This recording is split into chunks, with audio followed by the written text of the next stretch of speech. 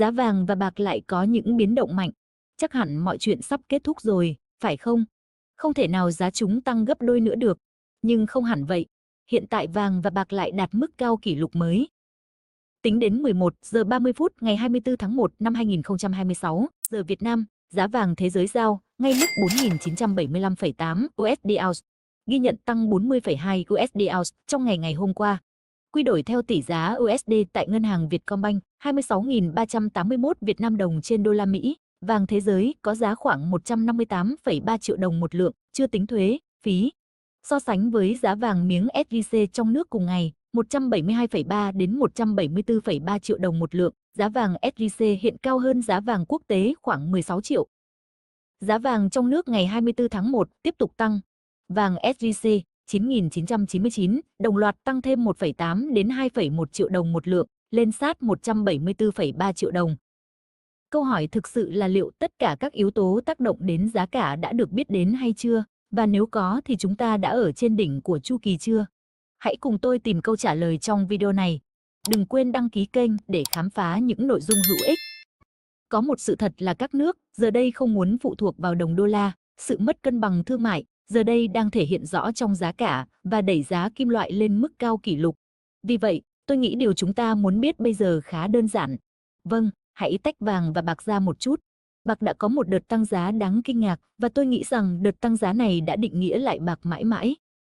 Bởi vì nếu chúng ta nhìn lại và hiểu những gì vừa xảy ra, chúng ta cần nhận ra rằng nó bắt đầu từ ngày 15 tháng 8 năm 1971, ngày mà tỷ giá đô la và vàng giảm mạnh, về cơ bản là 35/1.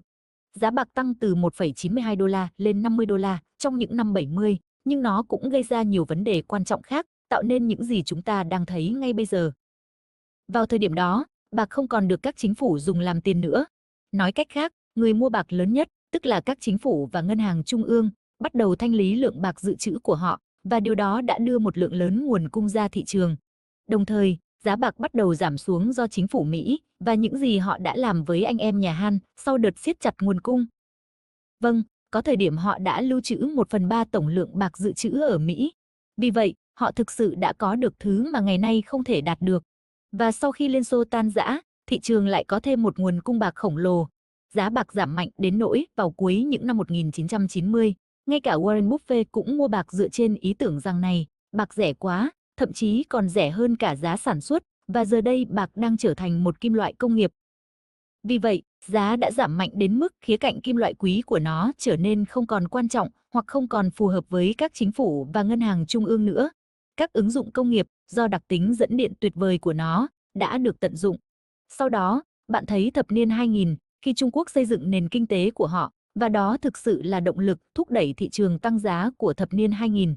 Và sau đó, sau quá trình tái cấu trúc kinh tế với các gói cứu trợ, bạc đã rơi vào cơn sốt mua sắm bán lẻ. Nhưng những gì bạn vừa thấy chính là đỉnh điểm của việc giá bạc giảm mạnh trong suốt thời gian đó.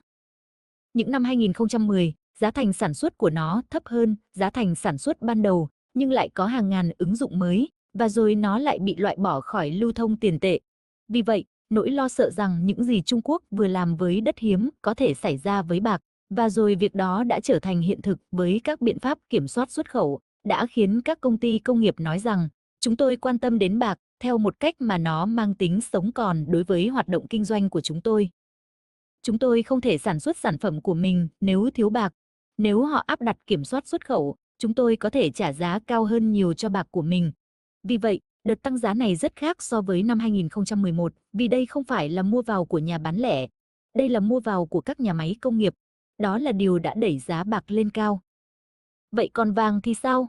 Vàng hiện đã trở thành loại tiền tệ dự trữ lớn nhất hoặc tài sản dự trữ lớn nhất trên thế giới lần đầu tiên kể từ năm 1996. Tôi nghĩ rằng quá trình chuyển dịch khỏi đồng đô la và chuyển sang vàng sẽ tiếp tục. Lý do chính là vì có khuôn khổ ngân hàng cho việc đó với các tài sản cấp 1 do các ngân hàng trung ương quản lý. Và thứ hai, tôi nghĩ đây là lý do lớn và cũng là lý do tôi tin rằng giá vàng sẽ tăng cao hơn nữa. Từ đây, đồng đô la Mỹ không còn là phương thức giao dịch chính của các chính phủ nữa.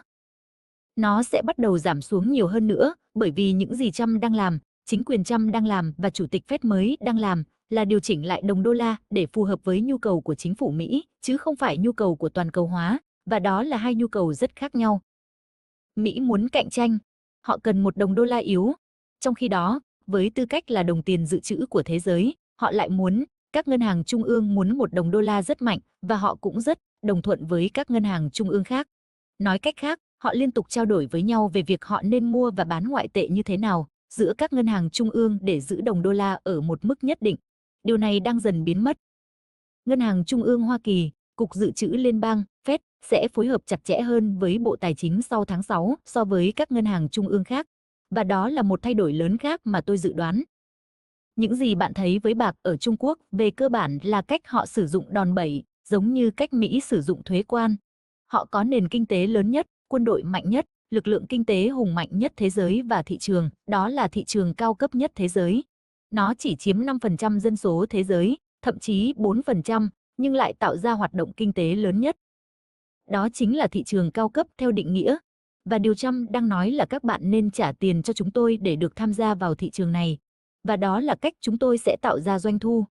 Thay vì đánh thuế công dân của chính mình để duy trì thị trường tuyệt vời này, chúng tôi sẽ đánh thuế các bạn khi tham gia vào thị trường này, và chúng tôi sẽ chịu trách nhiệm duy trì nó. Người Trung Quốc đang nói rằng, trong 40 năm qua, chúng tôi đã xây dựng trung tâm sản xuất lớn nhất thế giới. Vì vậy, chúng tôi sẽ sử dụng thế mạnh sản xuất của mình để tạo ra đòn bẩy ở những nơi cần thiết. Và tôi nghĩ rằng điều đó đã xảy ra với bạc rồi.